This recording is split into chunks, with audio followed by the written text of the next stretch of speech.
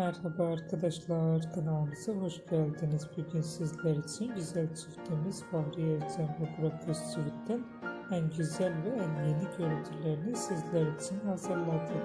Burak Özçivit, Küçük Sırlar, Çalgıkuşu, Kara Sevda gibi dizilerde rol almış ve herkes tarafından çok beğenilmişti.